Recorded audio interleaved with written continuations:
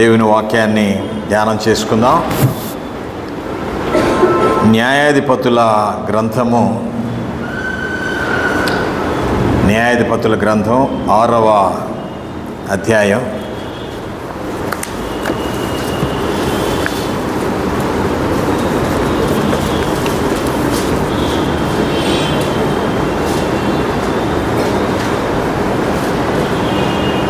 న్యాయాధిపతుల గ్రంథం 6వ అధ్యాయం.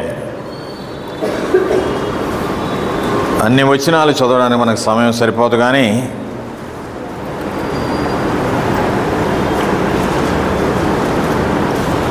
పద్నాలుగు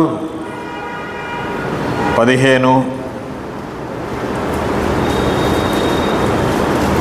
16 వచనాలు చదువుతాను, దయతో గమనించండి. న్యాయాధిపతుల గ్రంథం 6వ అధ్యాయము.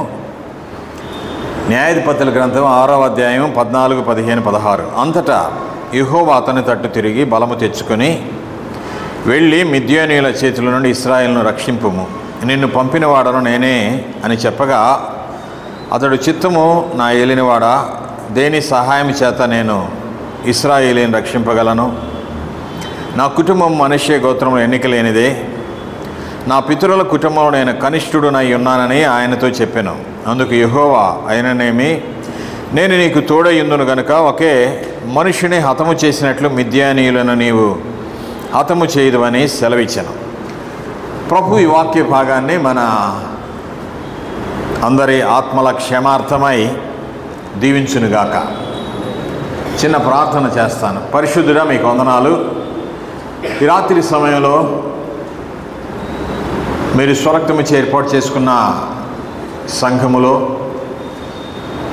మీ దాసుడైన నేను నిలిచి మీ వాక్యం చదివి ఉంటుండగా, ప్రభువా, అందులో నుండి అవసరమైన మాటలు మాకు అందించి మేలు కలిగించండి. స్థానిక సంఘాన్ని దీవించండి, ఆశీర్వదించండి, అభివృద్ధిపరచండి.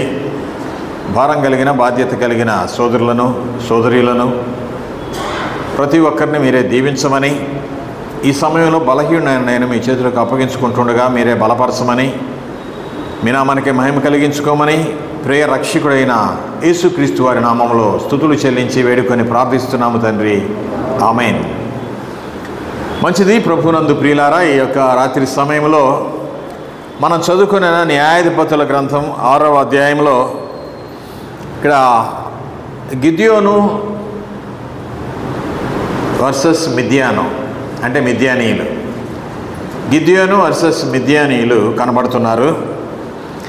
ఇశ్రాయేలీయులు యెహోవా దృష్టికి దోషులైనందున 7 ఏండ్లు వారిని మిద్యానీయులకు, అనగా ఇశ్రాయేలీయులను మిద్యానీయులకు అప్పగించాడు.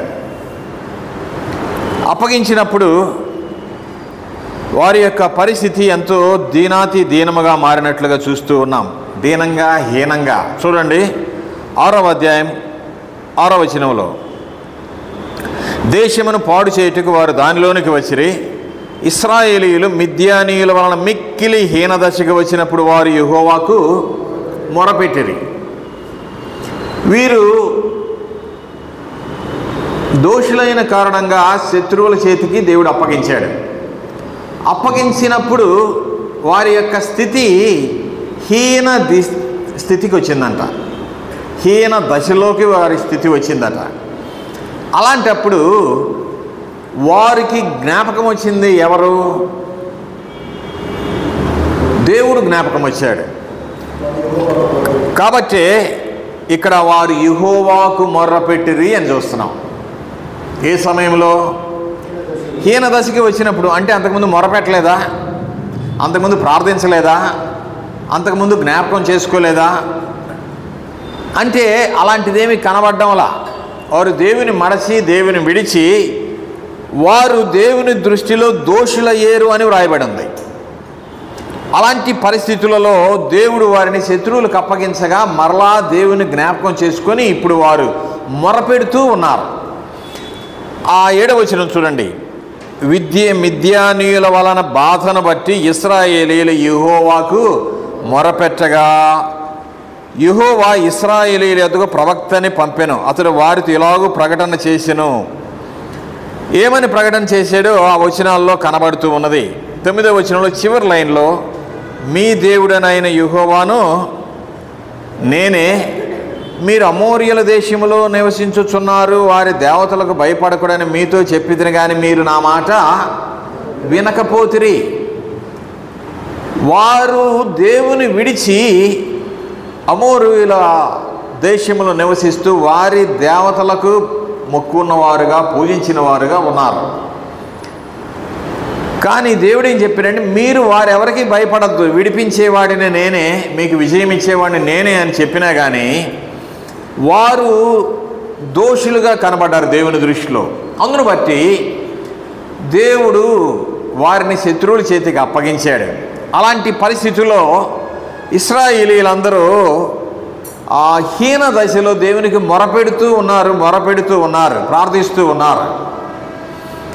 ఆ ప్రార్థన విని దేవుడు వారిని జ్ఞాపకం చేసుకొని 11వ వచనంలో చూస్తే, యెహోవా దూత వచ్చి అభియజ్ఞుడైన యోవాషునకు కలిగిన వఫ్రాలోని మస్తకే వృక్షం క్రింద కూర్చుండెను. యోవాషు కుమారుడైన గిద్యోను మిద్యానీయులకు మరుగై ఉండినట్లు గానుగు చాటున గోధుమలను దుళ్ళగొట్టుకొనుచున్నాడు. గిద్యోను గోధుమలను దుళ్ళగొట్టుకొనుచున్నాడు అంటే తన పనిలో తానున్నాడు. ఇక్కడ వఫ్రాలోని మస్తకి వృక్షం క్రింద దేవదూత వచ్చి కూర్చున్నాడు. ఎందుకు? వీరి యొక్క పరిస్థితిని చూచి దీనదశలో హీనదశలో ఉన్నారు, వీరిని విడిపించాలంటే వారికి ఒక నాయకుడు కావాలి. నాయకుడు కావాలంటే ఎవరు ఉన్నారని చూస్తే గిద్యోను కనబడ్డాడు. ఆ గిద్యోను దగ్గరకు వచ్చినప్పుడు గిద్యోను ఏం చేస్తున్నాడంటే, గానుగు చాటున ఎవరికి భయపడి? ఈ మిద్యానీయులకు శత్రువులకు భయపడి గానుగు చాటున గోధుమలను దుల్లగొట్టుకొనుచుండగా యెహోవా దూత అతనికి కనబడి 12వ వచనంలో ఏమంటున్నాడు? దేవుని దూత మాట్లాడుతూ ఉన్నాడు గిద్యోనుతో, పరాక్రమ గల బలాఢ్యుడా, యెహోవా నీకు తోడై ఉన్నాడని అతనితో అంటూ ఉన్నాడు. ఈ మిద్యానీయులు ఎవరంటే కెతూరా సంతతి. కెతూరా ఎవరు? మనకు తెలుసు అందరికీ, అబ్రహాము యొక్క భార్య. సో వారి సంతతి వారు వీరికి శత్రువులుగా లేక దేవునికి శత్రువులుగా ఉన్నారు. వీరి వలన వీళ్ళు హీనదశలోకి వచ్చారు. అలాంటి పరిస్థితుల్లో దేవుని జ్ఞాపకం చేసుకుని దేవుని సహాయం కొరకు ప్రార్థించగా దేవుడు ఎప్పుడు ఎవరు ప్రార్థించినా వినని వాడు కాదు, విడిచిపెట్టని వాడు కాదు, మర్చిపోయిన వాడు కాదు. కానీ వీరు ఇంకా దేవుడు మనల్ని విడిచిపెట్టేట్లే అన్న స్థితిలో ఉంటున్నప్పుడు దేవుని దూత వచ్చి మాట్లాడుతూ ఉన్నాడు. అతనికి కనబడి, అనగా గిద్యోనుకి కనబడి అంటున్నాడు. చూడండి 12వ అధ్యాయంలో, పరాక్రమ గల బలాఢ్యుడా, యెహోవా నీకు తోడై ఉన్నాడని అతనితో అనగా 13వ వచనంలో గిద్యోను ఏమంటున్నాడు? చిత్తము నా ఏలినవాడా, యెహోవా మాకు తోడై ఉన్నాడని, యెహోవా మాకు తోడై ఉండిన ఎడలా ఇదంతయు మాకేలా సంభవించెను? యెహోవా ఐగుప్తులో నుండి మమ్మల్ని రప్పించినని చెప్పుచు మా పితరులు మాకు వివరించిన అద్భుత కార్యములన్నీ ఏమాయను? యెహోవా మమ్మను విడిచిపెట్టి మిద్యానీయుల చేతికి మమ్మను అప్పగించినని అతనితో చెప్పాను. ఏమంటున్నాడు ఇప్పుడు? పరాక్రమం గల బలాఢ్యుడా, దేవుడు నీకు తోడై ఉన్నాడని అంటుంటే గిద్యోను ఏమంటున్నాడు? నిరుత్సాహంలో ఉన్నాడు, నిష్ఠూరం ఆడుతున్నాడు దేవునితో. ఏమంటున్నాడు? మాకు తోడై ఉంటే ఇదంతా ఎందుకు జరిగిద్ది, మమ్మల్ని ఎందుకు మిద్యానీయుల చేతులకు అప్పగిస్తాడు అని అంటున్నాడే కానీ ఇశ్రాయేలీయులు ఏం చేశారు అనేది ఆలోచించడంలా, ఎందుకు దేవుడు అప్పగించాడు అనేది ఆలోచించడంలా, ఎందుకు ఈ హీన దిశలోకి వచ్చింది అనేది ఆలోచించడంలా, మాకెక్కడ తోడై ఉన్నాడు, ఇదంతా మాకెందుకు సంభవించింది, అద్భుత కార్యాలు చేసాడు కదా దేవుడు, ఐగుప్తుల నుండి రప్పించాడు కదా, మా పితరులు ఇవన్నీ చెప్పారు కదా, ఇవన్నీ ఏమాయనో మాకెందుకు సంభవించను అని ప్రశ్నిస్తూ ఉన్నాడు. యెహోవా మమ్మను విడిచిపెట్టాడు అంటున్నాడు. ఇంకొక మాట, దేవుడు ఎప్పుడు విడిచిపెట్టేవాడు కాదు, మర్చిపోయేవాడు కాదు. విడిచిపెట్టింది వీరే, మిద్యానీయులే. మర్చిపోయింది ఎవరు? ఇశ్రాయేలీలే విడిచిపెట్టింది, మర్చిపోయింది కూడా ఇశ్రాయేలీలే. కానీ మరలా తిరిగి గిద్యోను ఏమంటున్నాడు? మమ్మల్ని విడిచిపెట్టాడు, మమ్మల్ని మర్చిపోయాడు, ఆయన నిజంగా మాకు తోడుంటే ఇవన్నీ ఎందుకు జరుగుతాయి, వాళ్ళ చేతిలో మేమెందుకు ఇలాగ ఉంటాము, శత్రువుల చేతిలో, మిద్యానీయుల చేతిలో అంటూ ఉంటే 14వ వచనంలో అంతటా యెహోవా అతని తట్టు తిరిగి బలము తెచ్చుకొని. ఇప్పుడు గిద్యోను ఏం చేయలే, కానీ మిగిలిన ఇశ్రాయేలీయులైన వారు ఎక్కువ మంది దేవునికి విరోధంగా ఉన్నారు, దేవుని మర్చిపోయారు, దేవుని దృష్టికి దోషులయ్యారు అని చెప్తూ ఉన్నాడు. కనుక వారిని బట్టి ఇప్పుడు గిద్యోను ఏమంటున్నాడంటే వారందరి పక్షంగా అంటాడు, ఇలాగున దేవుడు విడిచిపెట్టాడు అని. కానీ విడిచిపెడితే మళ్ళీ వచ్చేవాడు కాదు కదా, పట్టించుకునేవాడు కాదు కదా. దేవుడు విడిచిపెట్టలేదు, మరిచిపోలేదు, పట్టించుకునేవాడు కాదు. అలాగూ చేస్తే ఇప్పుడైనా తిరిగి నా దగ్గరకు వస్తారేమో, నాకు మొరపెడతారేమో, నా సహాయం కోరుతారేమో. ఇప్పుడు దాకా నన్ను మర్చిపోయారు కాబట్టి అలాగైనా వారు వస్తారేమోనని దేవుడు అప్పుడప్పుడు అలాగున చేస్తూ ఉంటాడు. కాబట్టి ఇక్కడ ఏమంటున్నాడంటే దూత, అంతటా యెహోవా అతని తట్టు తిరిగి బలము తెచ్చుకొని వెళ్ళి మిద్యానీయుల చేతిలో నుండి ఇశ్రాయేలును రక్షింపుము, నిన్ను పంపిన వాడను నేనే అంటున్నాడు.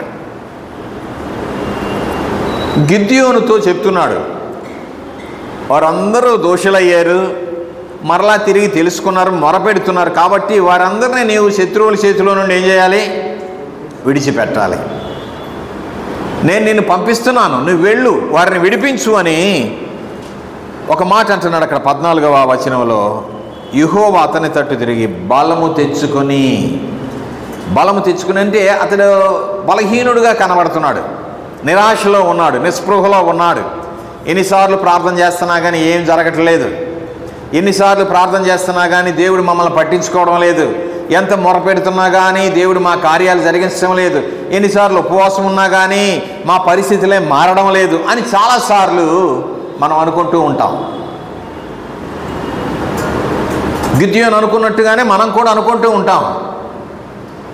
కానీ ఇక్కడ చూసినట్లయితే దేవుడు ఏమంటున్నాడంటే, అతని తట్టు తిరిగి బలము తెచ్చుకొని వెళ్ళి మిద్యానీయుల చేతిలో నుండి ఇశ్రాయేలీయులను రక్షింపుము, నిన్ను పంపిన వాడను నేనే అని చెప్పగా 15వ వచనంలో ఏమంటున్నాడు చూడండి. అతడు చిత్తము నా ఏలినవాడా, దేని సహాయము చేత నేను ఇశ్రాయేలీయులను రక్షింపగలను. ఇప్పుడు ఈయన చరిత్ర అంతా చెప్తున్నాడు. ఏమంటున్నాడు? సహాయం చేస్తానని దేవుడు వచ్చి చెప్తూ ఉంటే దేని సహాయం చేత అంటూ తన కుటుంబాన్ని జ్ఞాపకం చేస్తున్నాడు. ఏమంటున్నాడు? దేని సహాయం చేత నేను ఇశ్రాయేలును రక్షింపగలను? నా కుటుంబము మనిషి గోత్రముల ఎన్నిక లేనిదే, నా పితరుల కుటుంబంలో నేను కనిష్ఠుడనై ఉన్నానే అని ఆయనతో చెప్పాను. ఏమంటున్నాడు మరలా? ఇక్కడ అన్ని సాకులు చెప్తున్నాడు. నేనేం చేయగలనండి, నా చేత ఏమయ్యిద్ది, నేనేమి రక్షింపగలను, నా గోత్రం చూస్తేనా ఎన్నికలేనిది, నేను చూస్తేనే చిన్నోడిని, నేనేం చేయగలను, ఎలా వారికి సహాయం చేయగలను, ఎలాగ వారిని రప్పించగలను, ఎలాగ వారిని రక్షించగలను అని చెప్తున్నాడు. దేవుడేమంటున్నాడు? నేను పంపిస్తున్నవాడు నేనే అంటుంటే ఇక్కడేమంటున్నాడంటే, నేను ఎలాగు చేయగలను, ఎన్నిక లేని వాడను, నేను కనిష్ఠుడను, నేను చిన్నవాడును, నేను ఎలాగు రక్షింపగలను అంటూ ఉన్నాడు. కానీ పంపిస్తుంది ఎవరు? దేవుడు. చెప్తుంది ఎవరు? దేవుడు. వెళ్ళమంటుంది ఎవరు? దేవుడు. అయినా కానీ అతడు ఏమంటున్నాడంటే, నేను ఎలా ఇందులో అన్ని ప్రశ్నలే కనపడుతుంటాయి గిద్యోని. కానీ దేవుడు ఏమంటున్నాడంటే చూడండి 16వ వచనంలో, అందుకు యెహోవా అయిననేమి నేను నీకు తోడయ్యుందును గనుక ఒకే మనిషిని హతము చేసినట్లు మిద్యానీయులను నీవు హతము చేయదువు. ఇక్కడ దేవుడు అసలు ఏమని పరిచయం చేస్తున్నాడంటే, పరాక్రమ గల బలాఢ్యుడా అంటున్నాడు. అతడు బలాఢ్యుడే కానీ ఏమయ్యాడు? బలహీనుడయ్యాడు. బలాఢ్యుడే కానీ ఏమయ్యాడు? పరిస్థితులను బట్టి బలహీనుడుగా తను తాను అనుకుంటున్నాడు. కానీ దేవుడు వచ్చి మరలా జ్ఞాపకం చేస్తున్నాడు, నువ్వు బలాఢ్యుడివే, నువ్వు ఇలా బలహీనుడిగా ఉంటే ఎలా? నేను నీకు తోడై ఉన్నాను, నువ్వు పరాక్రమం గలవాడవు, బలాఢ్యుడివు, నువ్వు చేయగలవు, నువ్వు జయించగలవు, ఇశ్రాయేలును రక్షించగలవు అని దేవుడు అతడిని పురికొల్పుతూ ఉన్నాడు, అతడిని ఎంకరేజ్ చేస్తున్నాడు. కానీ గిద్యోను మాత్రం ఇంకా వెనక్కి వెళుతూ ఉన్నాడు. అందుకని 14లో అంటాడు, బలము తెచ్చుకొని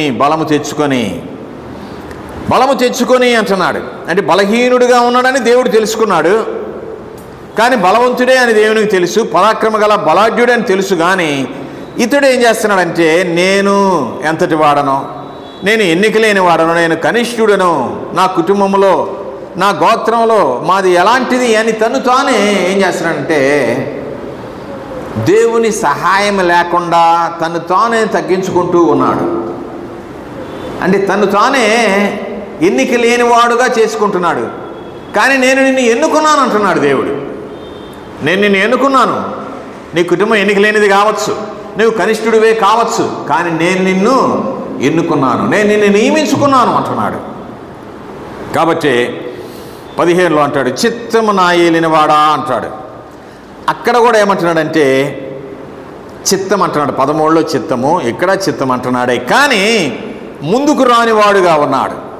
16లోకి వచ్చేసరికి ఏమంటున్నాడు చూడండి. 16లోకి వచ్చేసరికి మరలా ఏమంటున్నాడు దేవుడు, నేను నీకు తోడయ్యుందును గనుక నీవు ఒకే మనిషిని హతము చేసినట్లు మిద్యానీయులను నీవు హతము చేయదు అని సెలవిచ్చినట్లుగా చూస్తూ ఉన్నాము. నువ్వు ఇవన్నీ కాదు, ఇవన్నీ ఆలోచించవద్దు, ఇవన్నీ పట్టించుకోవద్దు. నిన్ను పంపిస్తున్న వాడిని నేనే, నీకు తోడై ఉన్నవాడును నేనే అంటూ ఉంటే ఇక్కడ 15లో అంటాడు, నా పితరుల కుటుంబం నేను కనిష్ఠుడనై ఉన్నానని ఆయనతో చెప్పాను. అందుకు యెహోవా అంటున్నాడు, అయిననేమి అంటున్నాడు. నేను కనిష్ఠుడను, నేను ఎన్నిక లేని వాడను, నా గోత్రం ఎన్నిక లేనిది అని గిద్యోను అంటుంటే దేవుడు ఒకే ఒక్క మాట అంటున్నాడు. అక్కడ మనం ఈ రాత్రి జ్ఞాపకం చేసుకోవాల్సిన ఒకే ఒక్క మాట ఏంటంటే, నేను జ్ఞాపకం చేయాలనుకున్న మాట 15వ వచనం చివరిలో, అందుకు యెహోవా ఏమంటున్నాడు, అయిననేమి ఏమంటున్నాడు. ఈయన అన్నీ చెప్తున్నాడు గిద్యోను, నాకు అలాగుంది పరిస్థితి, ఇలాగుంది పరిస్థితి, నేను అది, నేను ఇది అన్నీ చెప్తుంటే దేవుడు ఏమంటున్నాడు, ఒక్క మాటలో చెప్తున్నాడు, అయిననేమి. నువ్వు కనిష్ఠుడివా అయితే ఏమి, బలం లేనివాడువా అయితేనేమి, ఎన్నిక లేనివాడు అయితేనేమి, నీ గోత్రం ఎన్నిక లేదు అయితేనేమి, నేను నీకు తోడై ఉన్నాను. అది అక్కడ జ్ఞాపకం చేసుకో. అయిననేమి, నేను నీకు తోడై ఉన్నాను, నేను నీకు తోడై ఉన్నాను అంటున్నాడు. ఇశ్రాయేలు ఐగుప్తుల నుండి బయటకు వచ్చారు. బయటికి వచ్చినప్పుడు వారు వెళుతూ ఉండగా ఎర్ర సముద్రం ఎదురొచ్చింది. అయ్యో ఎర్ర సముద్రం ఎదురొచ్చింది, వారు మొరపెడుతున్నారు. మొరపెట్టాలి, మంచిదే. మోషే మొరపెట్టాడు, మంచిదే. మోషే సాగిపో అంటున్నాడు. అయ్యో ఎర్ర సముద్రం ఉంది, ఎలా అయితే ఏమి, అయిననేమి, ఎర్ర సముద్రం అయితేనేమి, చెప్తుంది ఎవరు, నేను, తోడయ్యింది ఎవరు, సర్వ సృష్టికర్త అయిన సర్వశక్తుడైన దేవుడు నీకు తోడై ఉన్నాడు. ఎర్ర సముద్రం అయిననేమి, వెళ్ళు. ఎలా ప్రభువా, నీ చేతిలో ఉంది కర్ర, నీకేం ఆయుధం ఇచ్చాడు, ప్రార్థన, వెళ్ళు, ముందుకు వెళ్ళు, సాగి వెళ్ళు. సముద్రాన్ని చీల్చివేశాడు. వీళ్ళు భయపడుతున్నారు. దేవుడు అంటున్నాడు, ఎర్ర సముద్రం అయితేమి, అయిననేమి, వెళ్ళండి అంటున్నాడు. ఇక్కడ అదే మాట గిద్యోనుతో కూడా చెప్తున్నాడు. ఇశ్రాయేలు ప్రయాణం చేసి వెళ్తున్నారు. ఎరుకో గోడలో,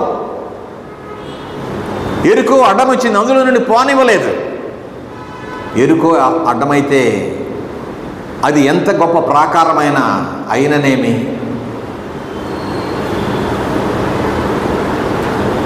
ఇశ్రాయేలీయుల సైన్యం భయపడుతూ ఉన్నారు.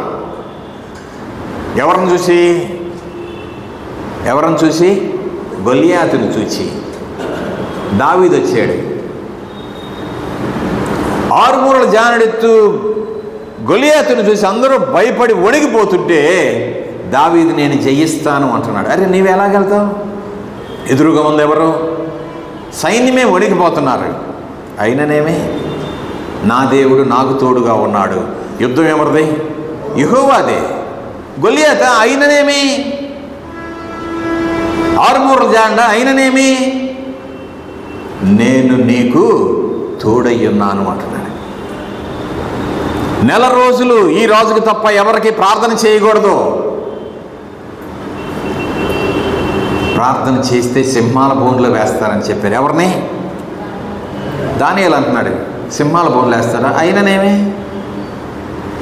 బోన్లు వేస్తారా? అయిననేమి, ఎవరున్నారు నాకు తోడు? దేవుడు ఉన్నాడు. ఆ విగ్రహముకు తప్ప ఇంకా ఏ దేవునికి మొక్కకూడదు అంటే షడ్రక్, మేషక్, అబేద్నెగోలు ఏం చేస్తున్నారు? అగ్నిగుండం వేస్తారయ్యా, భయం లేదా మీకు? అయిననేమి, ఎదురుగా అగ్నిగుండం, అయిననేమి, 7 అంతలు చేస్తారంట, అయిననేమి. ఎవరు తోడున్నారు? దేవుడు తోడున్నాడు. కాబట్టి ఇక్కడ గిద్యోనుతో చెప్తున్నాడు, ఇవన్నీ చెప్తుంటే నేను బలహీనుడిని, నేను ఎన్నిక లేని వాడను, నేను కనిష్ఠుడను అంటుంటే దేవుడు ఒక్క మాట, అయిననేమి. ఈ రాత్రి ఒక్క మాట జ్ఞాపకం చేసుకున్నాం. సమస్యలు ఎన్నైనా రావచ్చు, ఇబ్బందులు ఎన్నైనా రావచ్చు, ఇరుకులు ఎన్నైనా రావచ్చు. అయిననేమి, నేను నీకు తోడుగా ఉన్నాను. I will be with you, I am with you. నేను నీతో ఉన్నాను, మీకు తోడై ఉంటాను అని చెప్తున్నాడు దేవుడు. కనుక ఈ యొక్క సమయంలో మనం జ్ఞాపకం చేసుకోవాల్సింది ఏంటంటే మన బలహీనులమే. అయినా కానీ ఎవరు తోడున్నారు? బలవంతుడైన దేవుడు తోడుండి ఏమంటున్నాడంటే బలము తెచ్చుకో. ఎక్కడుంది బలము? దేనిలో ఉంది బలము?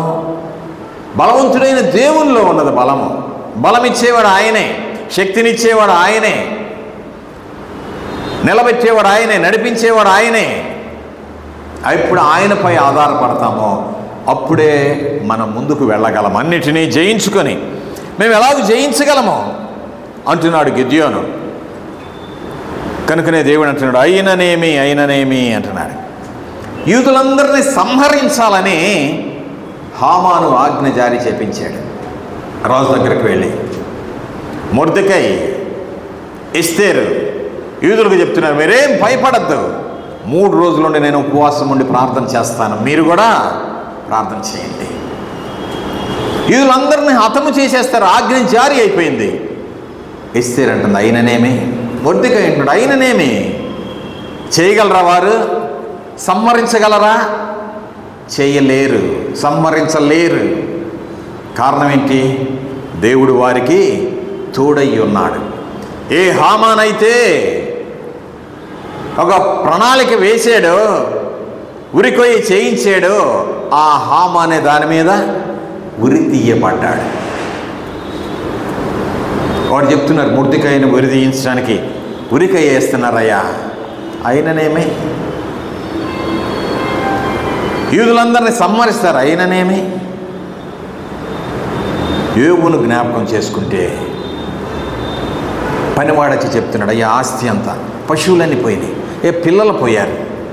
యోబు కూర్చొని అయిననేమి. కానీ భార్య అనలేకపోయింది ఆ మాట. ఏమంటున్నాడు? అయిననేమి. యెహోవా ఇచ్చిన యెహోవా తీసుకున్నాను, మళ్ళీ ఇస్తాడు, ఇవ్వగలడు.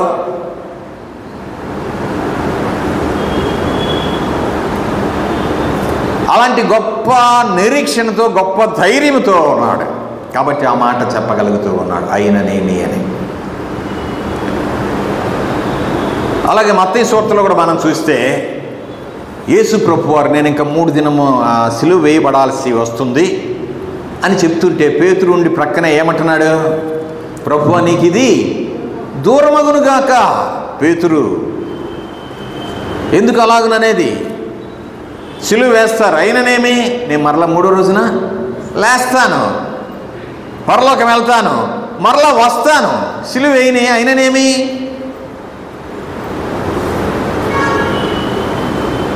ఆ యొక్క నిరీక్షణ, ఆ ధైర్యం మిగిలిన వారిలో లేదు. కాబట్టి ప్రభు అంటున్నాడు, గిద్యోను నువ్వెయ్యని చెప్తున్నావు కానీ అయిననేమి నేను నీకు తోడై ఉంటాను, ఒక్కరిని హతము చేసినట్లుగా నీ మిద్యానీయులందరినీ హతము చేసేస్తావు. నువ్వు ఒక్కడవి చేయలేవు, నువ్వు బలహీనుడివే, నీకు శక్తి చాలదు. కానీ నీకెవరు తోడై ఉన్నారు? నేను నీకు తోడై ఉన్నాను. అదే కదా అక్కడ చెప్పిన మాట 16వ వచనంలో 15 చివరిలో అంటాడు, అందుకు యెహోవా ఏమంటున్నాడు?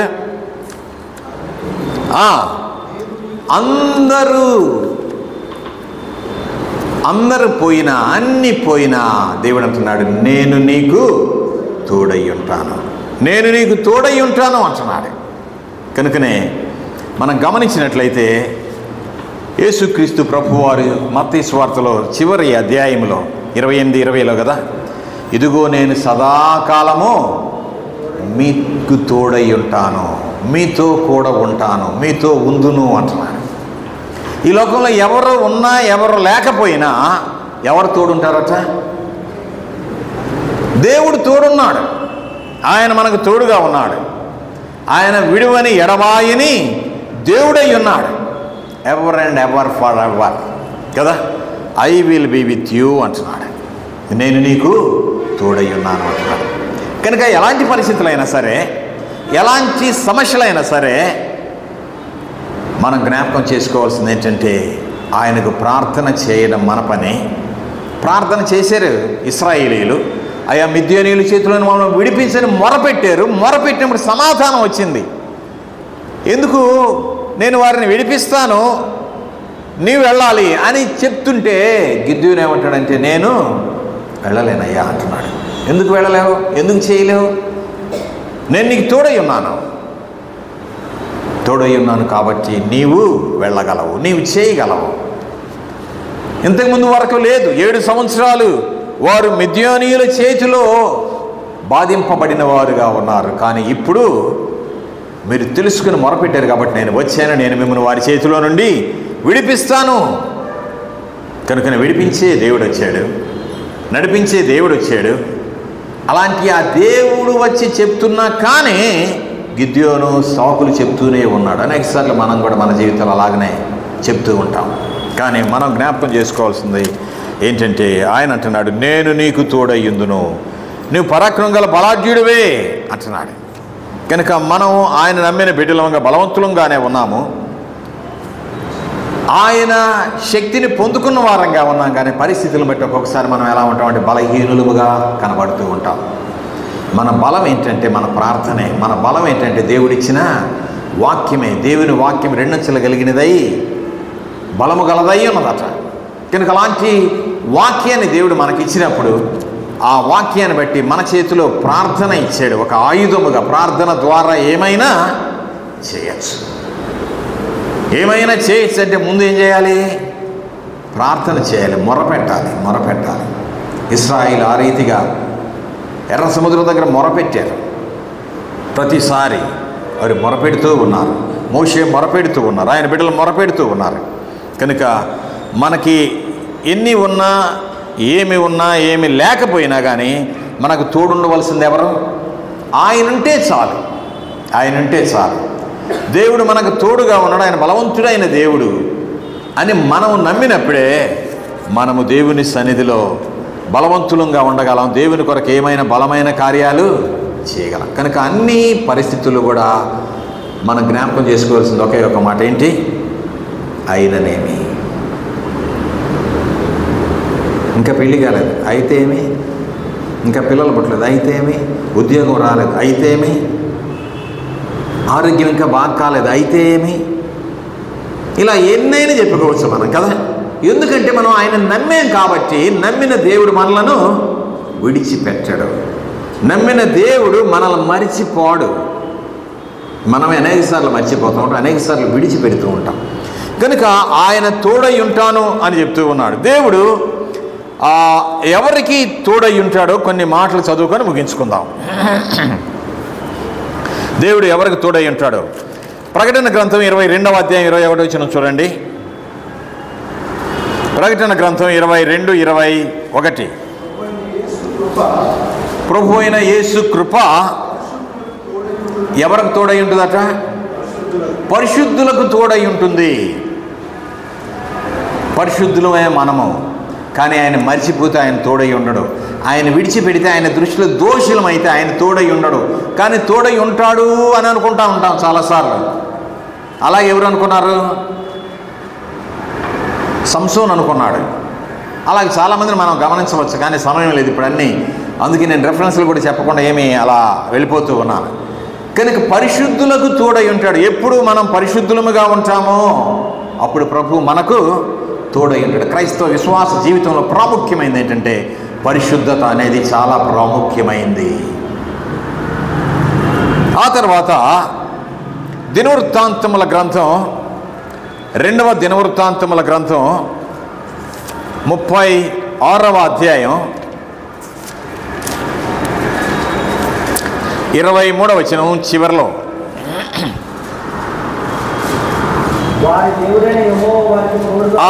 చూడండి, ఎవరు ఆయన జనులై ఉన్నారు, కావున మీలో ఎవరు ఆయన జనులై ఉన్నారు, వారు బయలుదేరవచ్చును, వారి దేవుడైన యెహోవా వారికి తోడుగా ఉండును. ఎవరికంట? ఎవరు ఆయన జనులై ఉన్నారో వారు ధన్యులు, వారికి ఆయన తోడుగా ఉంటానంటున్నాడు. ఇప్పుడు ఇశ్రాయేలీలైన ప్రజలు ఆయన జనులై ఉన్నారు, ఆయన ప్రజలై ఉన్నారు. ఆయన ప్రజలను, ఆయన జనులను ఆయన విడిచిపెట్టడు. ఎవరు ఆయన జనులు, ఎవరు ఆయన ప్రజలు? ఎవరు పరిశుద్ధులో వారు ఆయన జనులై ఉన్నారు.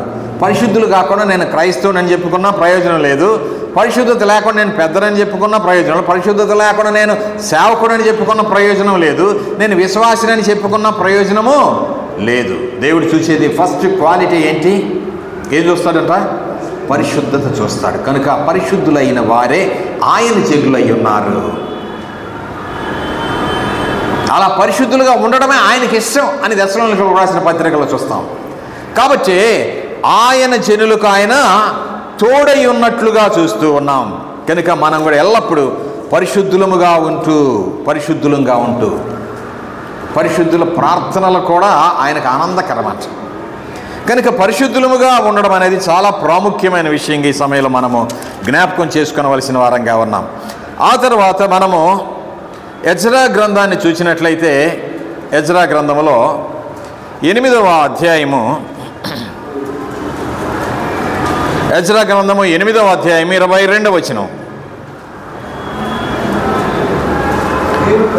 మేలు కలుగు చేయుటకై ఆయనను ఆశ్రయించు వారందరికీ మా దేవుని హస్తము తోడుగా ఉండును. ఆయన తోడై ఉంటాడు, ఆయన హస్తము తోడుగా ఉంటుంది. ఇప్పుడు ఇశ్రాయేలీలు మిద్యానీయుల వల్ల బాధ చేత హీన దశలో ఉన్నప్పుడు ఆయనను ఆశ్రయించారు. ఆయనను ఆశ్రయించినప్పుడు దేవుడు నేను మీకు తోడై ఉంటానంటున్నాడు కదా. గిద్యోనికి చెప్పిన మాట అదే. ఏమన్నాడు? నేను మీకు తోడై ఉన్నాను, నువ్వు వెళ్ళు, వారిని జయించు, నువ్వు బలవంతుడు కమ్ము అంటున్నాడు. కనుక ఎప్పుడు మనం ఆయన ఆశ్రయిస్తామో అప్పుడు ఆయన ఏం చేస్తాడంట? ఆయన తోడై ఉండేవాడుగా ఉన్నట్లుగా చూస్తూ ఉన్నాం. అలాగుననే ఆమోసు గ్రంథము 5వ అధ్యాయము 13-14లో ఏమని వ్రాయబడి ఉందంటే, ఆమోసు గ్రంథములో 13-14లో, ఇది చెడు కాలము గనుక ఈ కాలమున బుద్ధిమంతుడు ఎలా ఉంటాడంట? ఊరకుంటాడంట. బుద్ధిమంతుడు ఎలా ఉంటాడు? ఊరకున్నాడంటే చేత కానోడని కాదు, తెలివి లేదని కాదు, జ్ఞానం లేదని కాదు, ఏమి చేయలేనోడని కాదు. ఊరకున్నాడంటే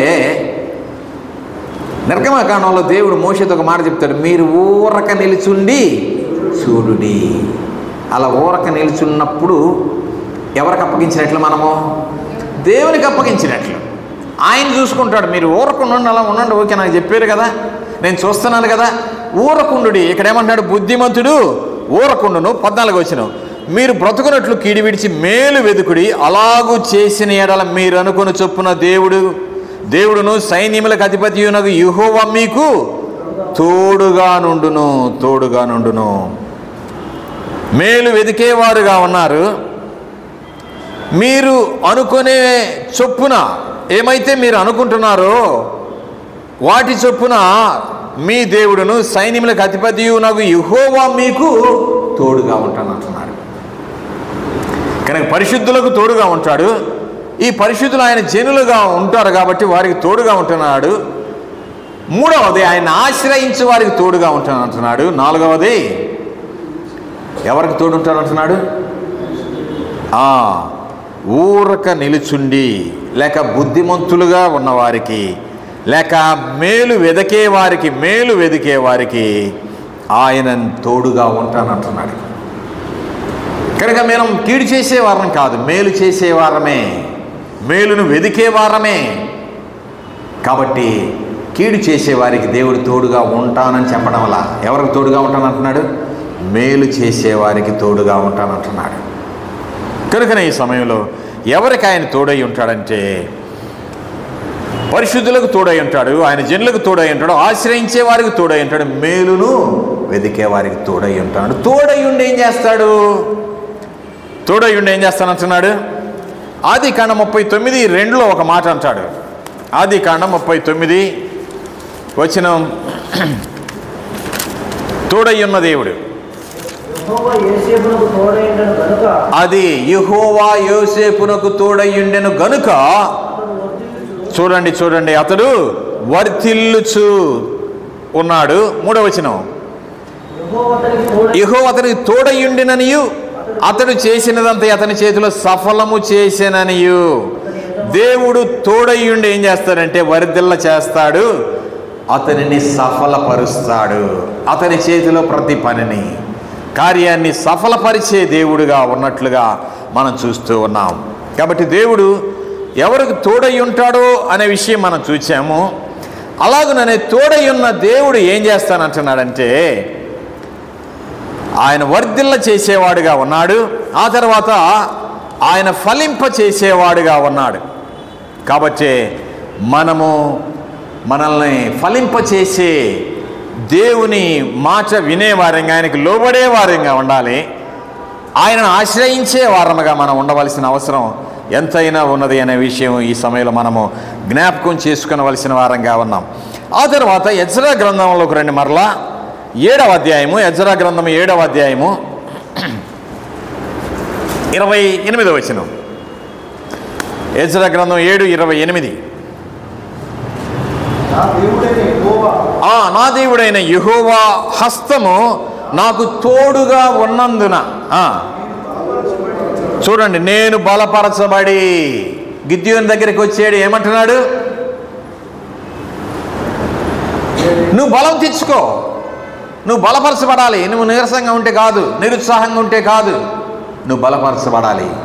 నేను నీకు తోడై ఉన్నాను కాబట్టి నీకేమొస్తుంది? ఇప్పుడు బలపరచబడతావు, బలం వస్తుంది నీకు. కనుక ఇక్కడ చెప్తున్నాడు యెహోవా హస్తము నాకు తోడుగా ఉన్నందున నేను బలపరచబడి నాతో కూడా వచ్చుటకు ఇశ్రాయేలీయుల ప్రధానులను నేను సమకూర్చి తిని.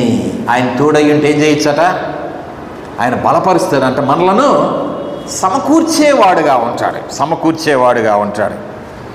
అదే 8వ అధ్యాయంలో చూడండి, అక్కడే 8వ అధ్యాయము 31వ వచనం. 31వ వచనం ఎజ్రా గ్రంథం 8:31లో మా దేవుని హస్తము మాకు తోడుగా నుండి, 3వ లైన్, మా దేవుని హస్తం మాకు తోడుగా నుండి శత్రువుల చేతిలో నుండి మార్గమందు పొంచి ఉన్న వారి చేతిలో నుండి మమ్మను తప్పించినందున. తోడుగా ఉండి ఏం చేస్తాడంటే దేవుడు తప్పించేవాడుగా ఉన్నాడు. అనుదినము మనం తప్పిస్తున్నాడు, ప్రతి విషయంలో తప్పిస్తున్నాడు. ప్రతి విధమైన శోధన బాధల్లో నుండి ఆయన మనలను తప్పిస్తూ ఉన్నాడు. కారణం ఏంటంటే దేవుడు మనకు తోడై ఉన్నాడు. ప్రతి సమస్య నుండి ఆయన మనలను తప్పించేవాడుగా ఉన్నాడు. అలా తప్పించబడాలంటే ఆయన మనకు తోడై ఉండాలి. ఆ తోడై ఉండాలంటే మనం ఎలాగ ఉండాలో మనం విన్నాం. ద్వితీయోపదేశకాండం, ఇంక 2 వచనాలు చెప్పి ముగిస్తాను. ద్వితీయోపదేశకాండం 2వ అధ్యాయము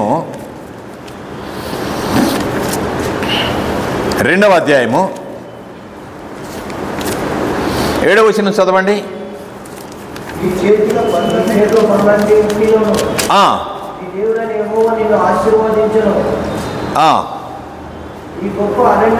నీ చేతుల పనులన్నిటిలోనూ నీ దేవుడైన యెహోవా నిన్ను ఆశీర్వదించెను.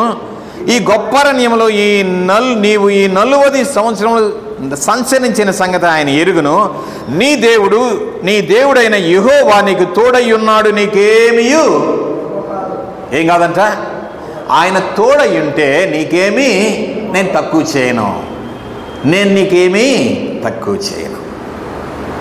గిద్యోనికి అదే చెప్తున్నాడు, మనకే అదే చెప్తున్నాడు. పరిస్థితులు ఏమైనా కావచ్చు, అయిననేమి నేను నీకు తోడై ఉన్నాను కాబట్టి నేను ఎలాగున నిన్ను ఆశీర్వదిస్తాను, ఎలాగున నేను కాపాడుతాను అని చెప్తున్నాడు. కాబట్టి తోడై ఉన్న దేవుడు మన ప్రభు, మన నమ్మిన దేవుడు, మన రక్షకుడు. కాబట్టి గిద్యోనుతో చెప్తూ ఉన్నాడు, ఏమంటున్నాడు? నేను నీకు తోడై ఉన్నాను. అయ్యా పరిస్థితులు ఎలాగున్నాయి, అయిననేమి నేను నీకు తోడై ఉన్నాను. ఈ రాత్రి సమయంలో మనం ఒకే ఒక మాట జ్ఞాపకం ఉంచుకున్నాం. పరిస్థితులు ఎలాగున్నా దేవుడు అంటున్నాడు, అయిననేమి నేను నీకు తోడై ఉన్నాను, కాబట్టి నీవు భయపడవలసిన అవసరం లేదు అని చెప్తున్నాడు. ఎప్పుడంటే వీరు ప్రార్థించినప్పుడు, వీరు మొరపెట్టినప్పుడు వారి యొక్క స్థితిని వారు జ్ఞాపకం చేసుకున్నప్పుడు, వారు దేవుని సన్నిధిలో మొరపెట్టినప్పుడు వెంటనే దేవుడు ఆయన రియాక్ట్ అవుతున్నాడు ఆయన బిడ్డల విషయంలో. కనుక అలాగే దేవుడు ప్రతి విషయంలో కూడా మన యందు లక్ష్యం ఉంచి, మన ప్రార్థన ఆలకించి, మన జీవితంలో గొప్ప కార్యాలు, ఆశ్చర్య కార్యాలు చేయటానికి ఆయన సిద్ధంగా ఉన్నాడు అనే విషయాన్ని జ్ఞాపకం ఉంచుకొని, ఆయన మనకు తోడై ఉన్నాడు అని మనం జ్ఞాపకం ఉంచుకొని, మనం కూడా ఆయనతో ఉండాలి ఎల్లప్పుడూ అనే విషయాన్ని జ్ఞాపకం ఉంచుకొని, ఆ రీతిగా ప్రభు సన్నిధిలో ముందుకు సాగుదాం. ప్రభు ఈ మాటలు మన కొరకు దీవించునుగాక. ఆమేన్. ప్రభునందు ప్రియులారా, మన ప్రియ ప్రభు రక్షకుడునైనటువంటి యేసుక్రీస్తు శ్రేష్టమైన నామంలో మీ అందరికీ హృదయపూర్వక వందనాలు. ఈ సందేశంలో మీ ఆధ్యాత్మిక జీవితానికి ఎంతో మేలుకరంగా, దీవెనకరంగా, మీరు ఆత్మీయంగా బలపడుటకు సహాయకరంగా ఉన్నాయని ఆశిస్తున్నాం. ఇంకను అనేక సందేశములు వినుటకు ఈ ఛానల్ను సబ్స్క్రైబ్ చేసుకోగలరు. ఈ పరిచర్య నిమిత్తమై ఇంకను ప్రార్థించగలరని మనవి.